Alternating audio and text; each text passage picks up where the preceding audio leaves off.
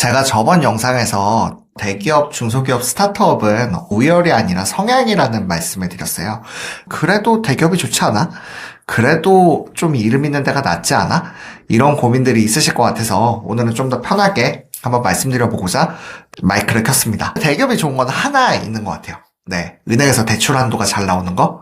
네. 그리고 남들한테 설명할 때 큰 이유가 필요 없는 거.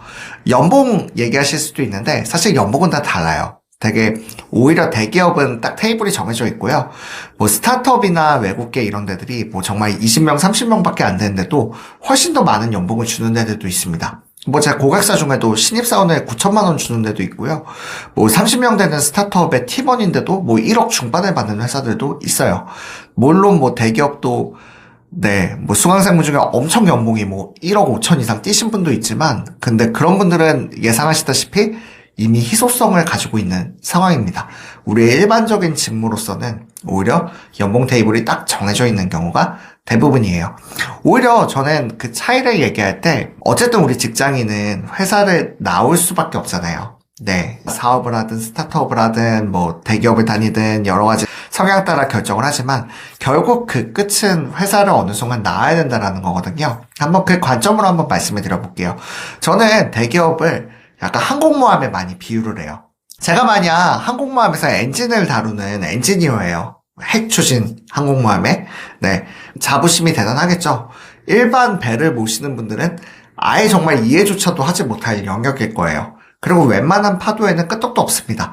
물론 파도를 이기는 배는 없지만 항공모함이면 웬만한 파도는 끄떡도 없겠죠. 네. 반면에 이제 작은 데라고 하면은 내가 엔진만 어떻게 다뤄요. 다른 영역들도 커버를 해야겠죠.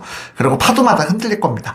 그런데 우리가 생각을 해봐야 될 건 언젠가 그 배에서 내린다라는 거예요. 제 예를 한번 들어볼게요. 저는 이제 건설사에서 해외 영업을 했습니다. 이제 플랜트 영업을 했고요. 조단위 프로젝트를 입찰을 했어요.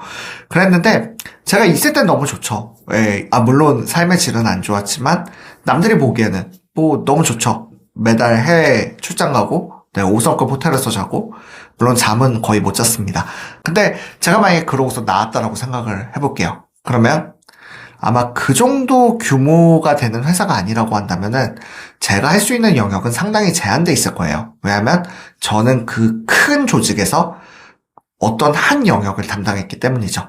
반면에 제가 만약에 작은 조직을 간다라고 하면 제가 담당할 수 있는 영역은 사실 네트워크 그거 빼고는 커버할 수 있는 영역이 거의 없을 거예요. 즉 어떤 직무에 상당히 세부적으로 네, 특화되어 있지만 그 부품이 아니라면 사람을 부품에 비유하긴 그렇지만요. 그 역할이 아니라고 한다면 네, 쓰임을 발휘하기 어려울 겁니다. 반면에 이제 작은 조직에 있던 분들은 커버할 수 있는 영역이 커요. 그렇다라고 하면 만약 작은 조직에서 나오셨어요. 그렇다라고 했을 때 다른 조직에 가기는 상대적으로 수월할 거예요. 왜냐하면 그 수와 쓰임이 훨씬 더 많거든요. 대기업에서는 사실 여기서 내가 나왔어요. 그런데 다른 조직을 가고 싶은데 거기에도 이미 그 회사에서 네, 잘 근무하고 계신 분들이 있죠. 이미 팀장 자리는 당연히 있을 테고 밑에도 대기하고 있는 분들도 있을 테고 네, 대기업 다니시는 분들은 공감하시겠지만 팀장이 아닌 차부장급이 이직을 해서 오는 경우는 사실 없거든요. 네, 뭐 이미 다 잘 하고 계신데요. 또 매니저 역할인데요. 네, 더군다나 이제 뭐 직급도 간소화되고 있는데 그렇게 채용을 할 이유가 없겠죠.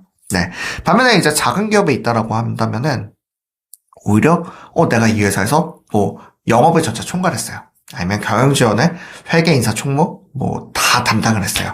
그렇다라고 하면 어떤 대표가 새로운 시작을 한다라고 할 때 이 사람은 핵심 멤버가 되겠죠. 왜냐면 이 사람 한 명만으로 이 작은 조직을 다 커버할 수 있으니까요. 제가 한번 그 차이가 어디에서 발생하나 한번 생각을 해봤었어요. 제가 한번 중소기업청에서 어떤 강의를 할 기회가 있었는데 그때 이제 어떤 쓰임이 있을까? 왜 이런 차이가 있을까를 생각을 해봤어요. 그러면서 제 주변을 돌아봤습니다. 그랬더니 실제 제 주변에서도 대기업을 나오신 분들은 사실 그 연봉을 가지고 투자를 하거나 아니면 자산을 불리는 거나 아니면 대출을 받아서 그걸로 무언가를 하는 게 아니라고 한다면은 결국 나와서는 딱 두 가지 갈래길이더라고요. 창업을 하시거나 최저임금 플랫폼에서 네, 예전 직장 연봉 수준보다 훨씬 더 못한 처우를 받으시면서 일하는 경우가 대부분이세요. 아니면 정말 큰 시도를 했다가 큰 실패를 마주하시는 경우들도 너무나 많이 있고요. 반대로 근데 작은 회사 분들은 오히려 자기 사업을 하시는 분들이 생각보다 되게 많으세요. 제 주변에도 그렇고 뭐 친척분들을 봐도 그렇고요. 근데 그 차이가 어디에 있을까? 사실 입사할 때는 당연히 대기업에 있던 분들이 뭐 학벌이라던가 뭐 일반적인 뭐 어학, 능력 뭐 이런 것들에선 출중할 수 있겠죠. 그런데 왜 중견기업, 중소기업 계시는 분들이 더 사업을 하시고 주도적으로 사시는 분들이 많지? 이것들을 좀 생각을 해보니까 저는 두 가지 발견을 했습니다. 하나는 기업 규모의 차이고요. 그리고 그에 따른 사장과의 거리라는 생각이 들었어요.